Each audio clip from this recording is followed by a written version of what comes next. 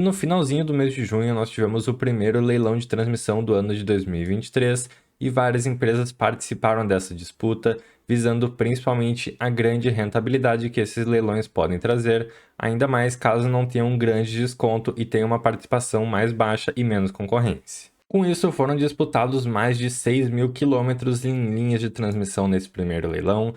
com 9 lotes, principalmente ali nas regiões mais costeiras do Brasil, vindo desde estados do Nordeste até estados ali do Sudeste, buscando principalmente o escoamento da energia produzido lá em estados do Nordeste, que vem crescendo muito forte. Então nesse vídeo eu vou estar trazendo para vocês um pouquinho do saldo, como foi esse leilão e como as principais empresas que pagam dividendos aqui no Brasil saíram, como por exemplo a Transmissão Paulista, a Taesa, a Engie, a Neoenergia, entre outras. Trazendo também mais algumas informações sobre os próximos leilões que teremos ainda nesse ano. Só lembrando que nada nesse vídeo é uma recomendação de investimento, então já deixa teu like, se inscreve no canal e vamos pro vídeo. Bom pessoal, falando um pouquinho do modelo desse leilão, foi muito parecido com os anteriores que nós já tivemos aqui no Brasil. Então as empresas que conseguirem vencer o leilão de concessão terão essa concessão aí por 30 anos no seu portfólio, terão obviamente que fazer a construção dessas linhas e o prazo de conclusão varia então para cada uma das linhas, dependendo de quando o governo espera colocar elas em funcionamento,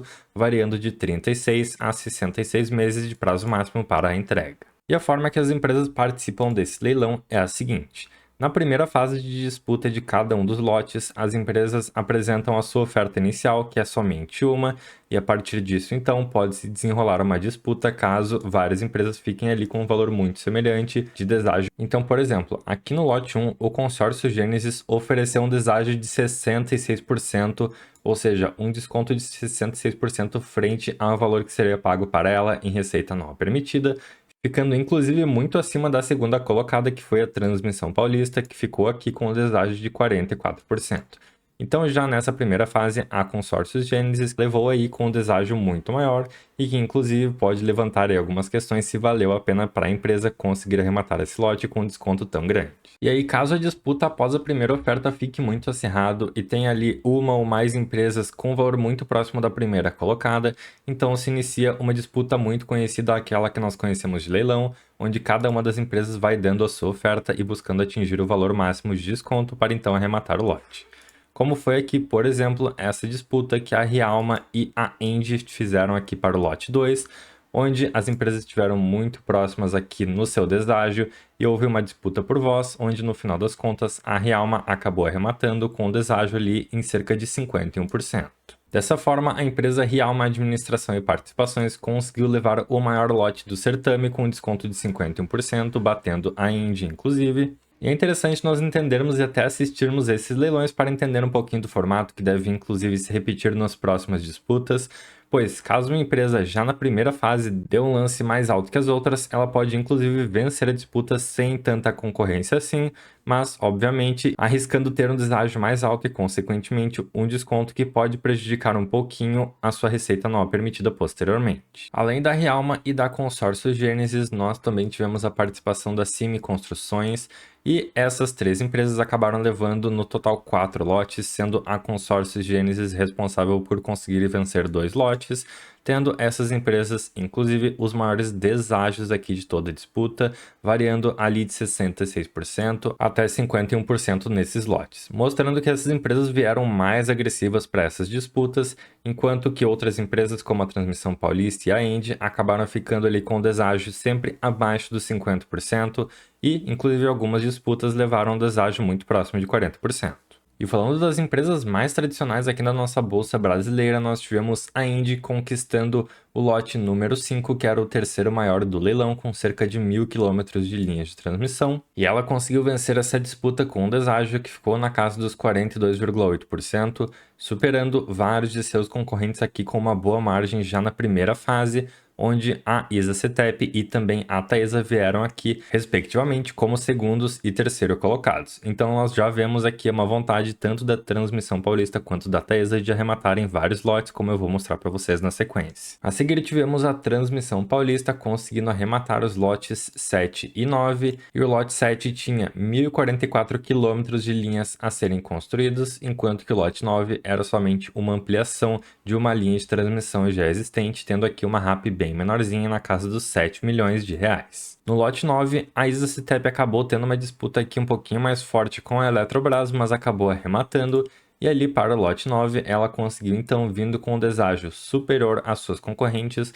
já arrematar na primeira fase e bateu inclusive a Taesa, que ficou aqui em segundo lugar, e também a própria Eletrobras, que veio em terceiro. E nós tivemos também a própria Eletrobras conseguindo arrematar o quarto lote, que foi um lote aqui que teve um desconto de cerca de 45,75%, superando seus outros concorrentes, onde nós tivemos principalmente a Celel Redes Brasil e também a própria EDP, que está saindo aí da Bolsa Brasileira, como as suas principais concorrentes. Mas ainda assim, a Eletrobras arrematou e conseguiu levar esse lote para casa. E no fim das contas, a própria Taesa acabou não conseguindo ganhar nenhuma disputa aqui para esses lotes de transmissão. Então nós podemos ver que ela participou, inclusive encabeçou várias disputas aqui, como por exemplo, nós tivemos ela aqui no lote 5 ficando em terceira, tivemos também ela aqui no lote 6 em quarta colocada, tivemos a Taesa em segundo, perdendo para a própria Isacitep aqui no lote 7. Então a empresa veio já com vontade de arrematar alguns lotes já de olho naquela sua perda de receita que ela vai ter entre os anos de 2030 e 2035.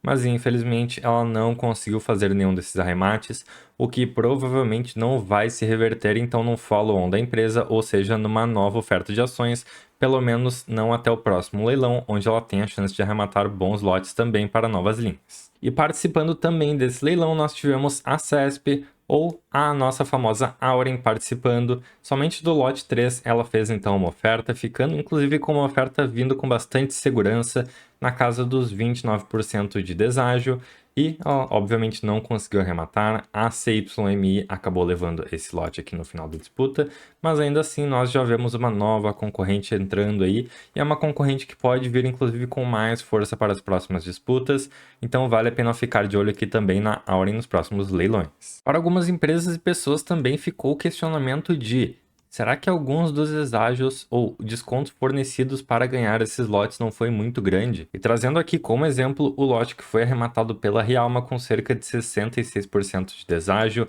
um dos executivos que participou aí da disputa entende que esse valor não faz nenhum sentido e que a taxa interna de retorno que ele acabou calculando ficou na casa de 1,5% acima da inflação, ou seja, um retorno muito baixo frente a todo o investimento que vai ter que ser feito. Ou seja, o pessoal já começa a se questionar e começa a pensar, inclusive, que essas empresas podem estar vendo algo que outras empresas aí mais tradicionais da bolsa podem não ter visto nesse lote, mas fica aí o questionamento e só o tempo vai mostrar pra gente se isso realmente fez sentido. Já em relação à taxa de retorno que a Indy conseguiu aqui no seu bloco 5 que ela conseguiu vencer, ficaria então lá entre 7 a 9,3% dependendo da casa de análise, e tudo isso levando em conta então a questão de economia na construção, tempo que a empresa vai levar para entregar o lote, pois quanto mais rápido, mais cedo ela começa a receber a sua receita anual permitida, e outros vários pontos. Já para a Isacetep, a taxa interna de retorno que alguns analistas enxergaram para os lotes da empresa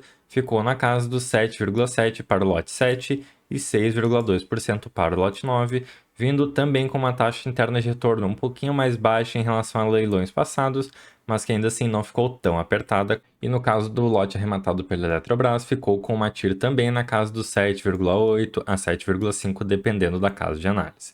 Então a gente pode ver que existe ali uma variação, mas todos esses TIRs aí ficaram na casa de 6 a 9%, ficando num valor ali ok, mas também não foi nenhum valor excelente, e tudo isso acaba acontecendo exatamente pela maior concorrência que nós estamos vendo nos últimos tempos em relação a esses leilões. Nós devemos ter ainda mais 2 leilões de transmissão em datas próximas, e eles devem ocorrer no dia 15 de dezembro de 2023 e também lá em março de 2024. Então vale ficar de olho, nós vamos ter aí ainda uma boa concorrência para as empresas elétricas. Algumas delas já podem ter gasto aí alguma gordurinha nesse primeiro leilão, e nós podemos ver empresas como a própria Taesa e também outras vindo aí com um pouquinho mais de agressividade nas próximas disputas, considerando que essas empresas acabaram ficando um pouquinho mais seguras nesse primeiro leilão que nós tivemos. Nesse sentido, nós temos visto uma queda aqui dos preços da Taesa na bolsa no curto prazo, onde a empresa vem vindo com uma cotação mais próxima aqui dos R$ 36,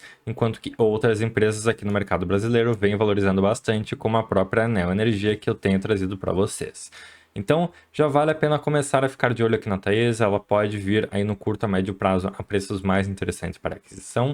A Transmissão Paulista também acabou subindo bastante, sendo negociada acima dos R$ 25, que foi o seu valor máximo historicamente, mas ainda assim está aqui com múltiplos ainda interessantes, pode também ter uma queda aí no curto a médio prazo, dependendo das disputas do mercado.